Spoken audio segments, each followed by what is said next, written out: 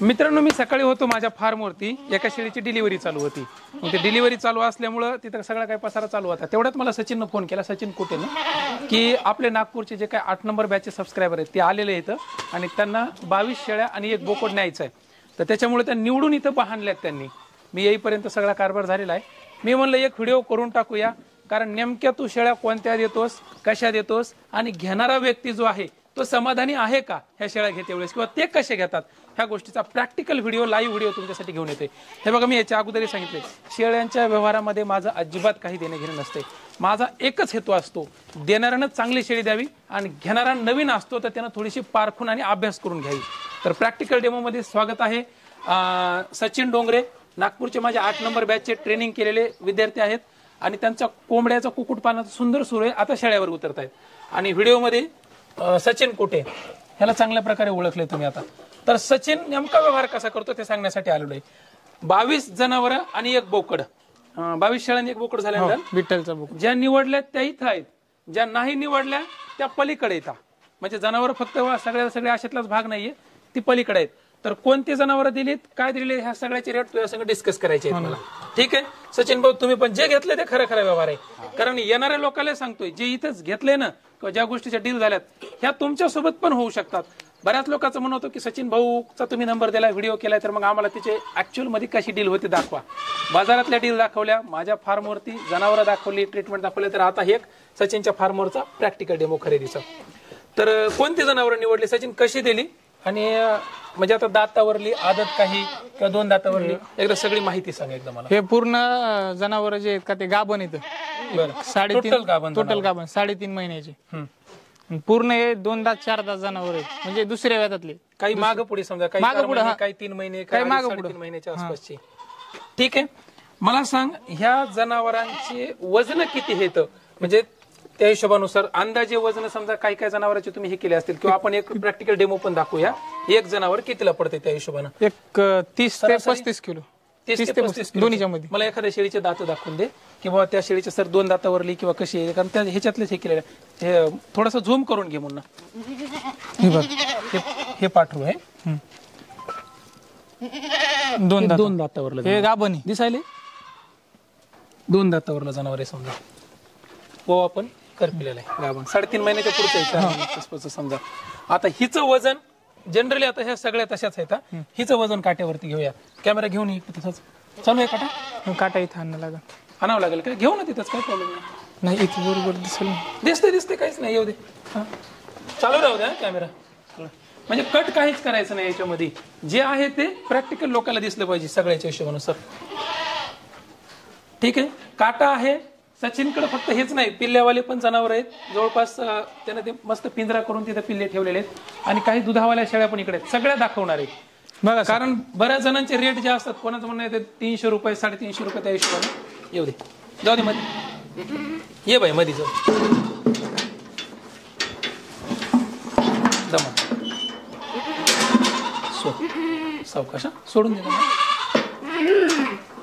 बाई, थांब 35,800, 35,800, 35,850 समजा. म्हणजे 35 किलोच्या तुम्हाला बघा, तिला काटा समोर आहे, सगळ्या क्लिअर समोर. त्याला काढून घे, तिला घे काढून. काटा 0 वर दाखवू दे एकदा.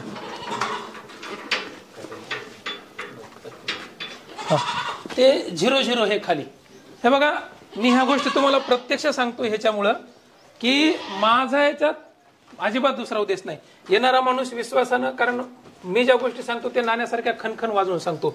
आता ही 35,800च्या आसपास, म्हणजे 35 किलो जनावर. तर हिचा रेट काय दिला यांना? 330 रुपये किलो. 330 रुपयाने हे जनावर दिले. 2 दातावरलं किंवा आदत किंवा जे गाभण आहे किंवा 4 दातावरलं, पहिल्या रू, दुसऱ्या, तिसऱ्या येतातलं, ते जनावर जनरली तुझ्याकडे 330 रुपयाच्या किंवा मागं पुढे 10-20 रुपयाच्या फरकानं जाते. ही गोष्ट क्वालिटीनुसार. काही जण मागच्या वेळेला म्हणले होते की सर 280-300 रुपयाचा रेट लागतंय. तर मग त्या शेळ्या आहेत का?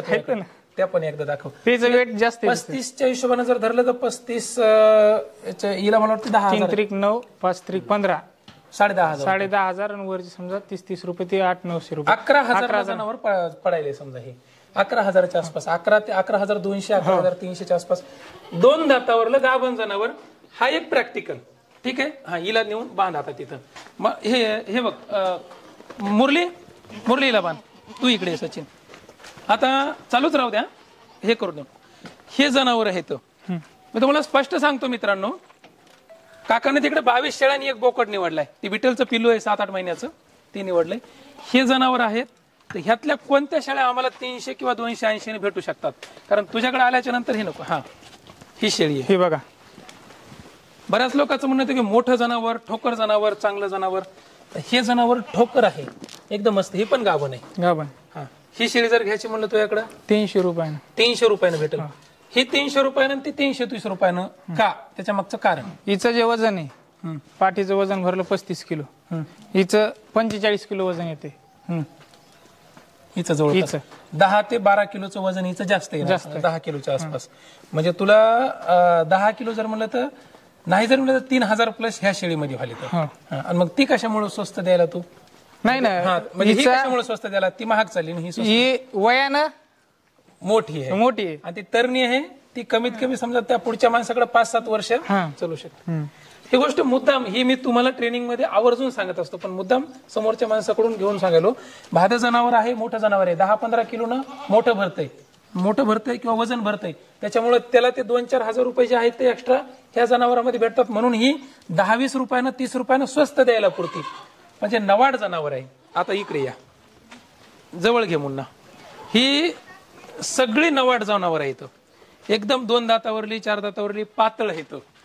उद्या ह्या शेळ्या आहेत, ह्या दटल्याच्या नंतर किंवा दुसऱ्या अजून एका पुढच्या त्याला ठोकर होणार आहेत, मोठाले होणार ना, म्हणून वय कमी आहे ना.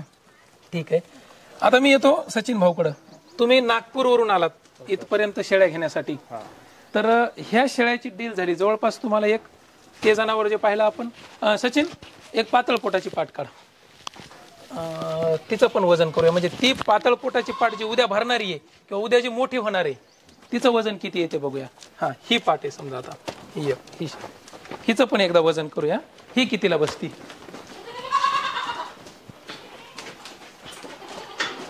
मी प्रत्येक वेळेस ही गोष्ट आवर्जून सांगत असतो, जनावर निढळ आणि चांगलं घ्या. तिचं वजन म्हणजे शरीरात भरलेली अशातला भाग नाहीये, कारण उद्या तुमच्या पैसे गेल्याच्या नंतर ते जनावर मोठी होणार आहे. ठीक आहे, सोडून दे म्हणा. हिचं वजन आहे 31,800. 31,700 समजा, म्हणजे 31-31.5 किलोच्या आसपासची ही पाटे. ही आता दुसऱ्या येता नाही, उदाहरणार्थ दुसऱ्या वेतामध्ये असेल. हे जनावर आज जर घ्यायला गेलो तर 330 जर म्हणलं तर हे 9,000 9,500च्या आसपास, 9,500 रुपये किंवा 9,10,000च्या आसपास हे जनावर चालले. हे सुद्धा म्हणजे निवडलेलं पाठरू आहे. येणं तर कास ओवा सुद्धा केलं. पातळ पोटाची जनावर जरी असली समजा तुम्हाला, तरी मला हे म्हणायचंय, उद्या तुमच्यापाशी मोठी जनावर आहेत. आता जर मोठ्या पोटाचा घेता तर तुम्हाला समोरच्या माणसाला किंमत जास्त द्यावं लागते. त्या हिशोबाने एक बोकड निवडलाय. त्या बोकडाचं वजन कसं दिलंय काय ते पण दाखवा एकदा. बिटलचं पिल्लू हे. हे किती महिन्याचं आहे? आणि ये पुढे घे ना थोडासा मुन्ना. बस बस, हा बरं ठीक आहे, थांब राहू.